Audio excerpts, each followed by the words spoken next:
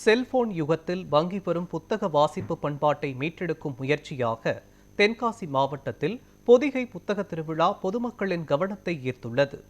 இது குறித்து விவரிக்கிறது இந்த செய்தி தொகுப்பு.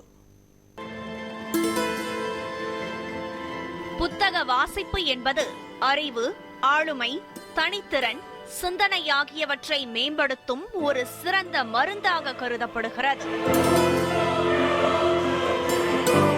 ஆனால் இன்றைய காலகட்டத்தில் இளம் தலைமுறையினர் புத்தக வாசிப்பை மெல்ல மறந்து செல்போன், இணையம், சமூக வலைதளங்கள் போன்றவற்றில் அதிக நேரம் செலவிடுவதால் உடல்நலம், மனநலம் மற்றும் சிந்தனை திறன் பாதிக்கப்படும் சூழல் அதிகரித்து வருகிறது. ஒரு புத்தகம் ஒரு நூலகத்திற்கு சமம் என்று முன்னோர்கள் கூறிய கருத்தை புறக்கணித்து பல தீய பழக்க வழக்கங்களுக்கு ஆளாகி சமூக முன்னேற்றத்தையே சிதைக்கும் நிலை உருவாகி வருகிறது. இதிலிருந்து இளைய தலைமுறையினரை மீட்டெடுக்கவும், பொதுமக்களின் எண்ணங்களில் நல்லொழுக்கம் வளரவும் அரசு சார்பில் பல்வேறு மாவட்டங்களில் புத்தக கண்காட்சிகள் நடத்தப்பட்டு வருகின்றன.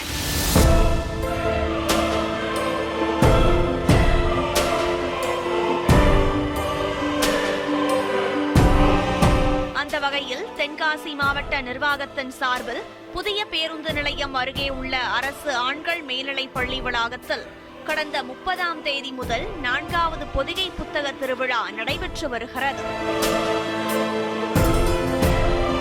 இந்த புத்தக திருவிழாவில் குழந்தைகள் முதல் பெரியவர்கள் வரை அனைவரும் பயன்பெறும் வகையில் ஆன்மீகம், அறிவியல், விஞ்ஞானம், இலக்கியம் உள்ளிட்ட பல்வேறு தலைப்புகளில் ஆயிரக்கணக்கான புத்தகங்கள் காட்சிப்படுத்தப்பட்டுள்ளன.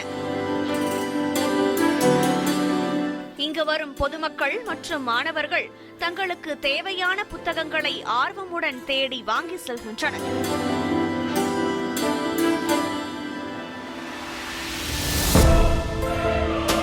உலகளவில் புகழ்பெற்ற எழுத்தாளர்களின் நூல்களுடன் சேர்த்து தென்காசி மாவட்டத்தை சேர்ந்த எழுத்தாளர்களின் புத்தகங்களும் இடம்பெற்றிருப்பது இந்த கண்காட்சியின் சிறப்பம்சமாக உள்ளது. எங்க ஸ்டூடெண்ட்ஸ் எல்லாரையுமே கூட்டு வந்திருக்கோம். இந்த புக் ஃபேர் ரொம்ப எங்களுக்கு யூஸ்ஃபுல்லா இருந்துச்சு. நிறைய சயின்டிபிக் புக் இருக்கு, என்டர்டைன்மெண்ட் புக் இருக்கு, நல்ல யூஸ்ஃபுல்லான புக்ஸ் இருக்கு. அப்புறம் பிள்ளைகளுக்கு தேவையான கைடு புக்ஸ் அந்த மாதிரிலாம் நிறைய கிடைக்கும். எங்க பிள்ளைகள் தேடி தேடி கலெக்ட் பண்ணி வாங்கிக்கிட்டாங்க. ரொம்ப சந்தோஷமா இருந்துச்சு. செல்போன் மற்றும் கணினி மூலம் தகவல்களை தேடும் போது கண்களுக்கு பாதிப்பு ஏற்படுவதாகவும், புத்தகங்களை வாசிக்கும் போது அறிவு விரிவடைவதுடன் மனதிற்கும் நிறைவு கிடைப்பதாகவும் அரசு மற்றும் தனியார் பள்ளி மாணவர்கள் தெரிவிக்கின்றனர். கூகுள், யூடியூப்லாம் நிறைய ஆட்ஸ் இருக்கும். ஆனால் புக்கில் ஆட்ஸ் எதுவும் இருக்காது. நம்ம கண்டினியூவாக படிச்சுக்கிட்டே இருக்கலாம். அது எவ்வளோ தேவைப்படுதோ அவ்வளோக்கு படிச்சுக்கலாம். ஃபுல்லாக முடிக்காமல் நம்மளால் போக முடியாது. ஆனால் கூகுளில் ஆட்ஸ் இருக்கனால நம்ம டைவர்ட் ஆயிடுவோம். அதனால புக்ஸ் கொஞ்சம் ஓகே. புக்ஸ் நம்ம எஜுகேஷன் ஸ்டடீஸ்க்கு எக்ஸ்ட்ரா கரிக்குலர் திங்ஸுக்கு ரொம்ப ஹெல்ப்ஃபுல்லாக இருக்கு. ஹை மார்க்ஸ் ஸ்கோர் பண்ணணும்னா புக்ஸ் வாங்குங்க. மேலும் வயது முதிர்ந்த முன்னோர்களும் தங்களுக்கு தேவையான ஆன்மீக நூல்கள் எளிதில் கிடைப்பதாக மகிழ்ச்சி தெரிவித்துள்ளனர். இப்பதான் இந்த புஸ்தக கண்காட்சியை முதல்ல பார்க்க வரேன். ரொம்பவே நல்லா இருக்கு. இவ்வளவு பிரம்மாண்டமா நான் பார்த்ததே இல்லை.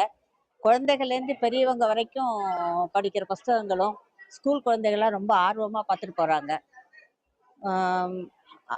பஞ்சதந்திர கதையிலேருந்து தொடங்கி பகவத்கீதையிலேருந்து பெரிய பெரிய எழுத்தாளர்களோட கதைகள்லாம் ரொம்ப நல்லா இருக்குது.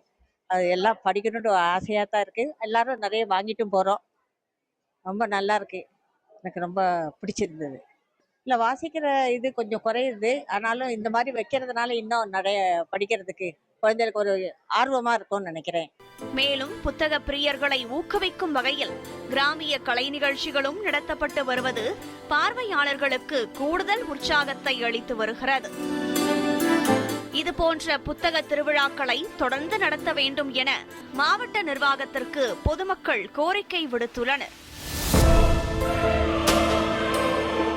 1 கோடி ரூபாய் கிடைத்தால் ஒரு நூலகம் கட்டுவேன் என்று மகாத்மா காந்தியும், கரண்டியை பிடுங்கிவிட்டு புத்தகம் கொடுத்தால் போதும் என்று தந்தை பெரியாரும், தனிமை தீவில் இருந்தாலும் புத்தகங்களுடன் வாழ்வேன் என்று ஜவஹர்லால் நேருவும் கூறியதைப் போல புத்தகத்தின் அருமையை உணர்ந்து வாசிப்பை நேசிப்பதே சமூக முன்னேற்றத்திற்கான வழி என கல்வியாளர்கள் வலியுறுத்துகின்றனர்.